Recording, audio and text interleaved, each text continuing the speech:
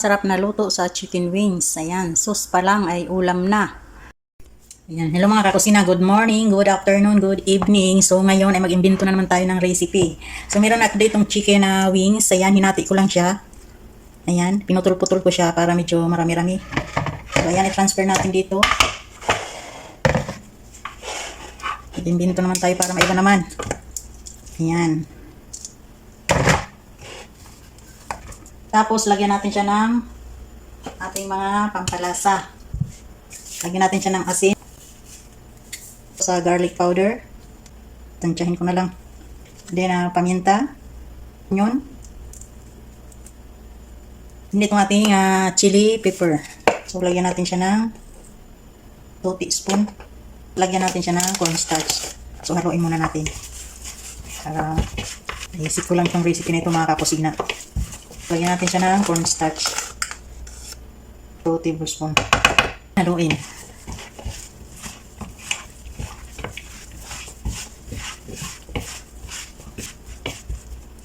So, ayan. Iluluto na natin siya. So, ayan. Nagpainit na ako ng mantika. So, pag mainit na yung mantika, ilagay natin ang sugar. Ayan. Hintayin lang natin na maluto ang sugar or ma-dissolve sa ating oil. So, ayan, unti-unti na siyang nagba-brown yung ating sugar. So, hintayin lang natin na matunaw siya. So, ayan, nag-brown na siya. So, ilagay na natin yung ating mga chicken. Ayan.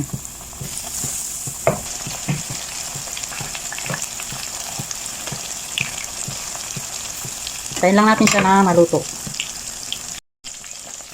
So, may nang apoy lang mga kakusina para hindi agad matunog yung ating sugar para maluto yung ating chicken.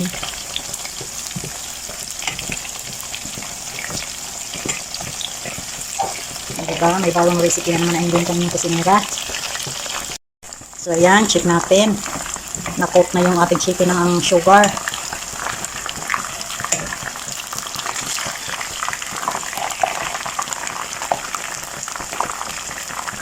So, ayan, okay na to. Hamuin na natin siya mga kakusina. Dahil iluluto pa natin yan ulit. So, ayan, iluluto na natin ulit yung ating chicken wings. So, maglagay tayo ng olive oil. So, ayan, ilagay ang onion at saka garlic.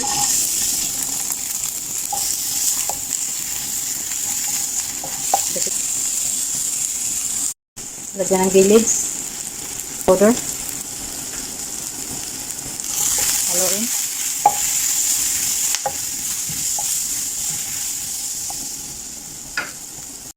Then, lagyan ng soy sauce. Tapos, oyster sauce. Haluin.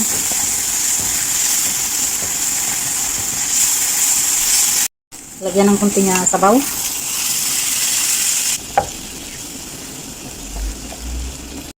Then, ilagay na natin yung chicken wings. Ayan.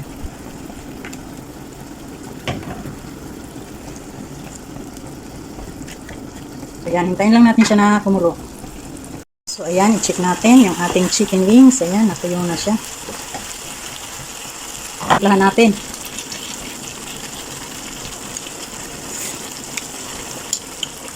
Sarap.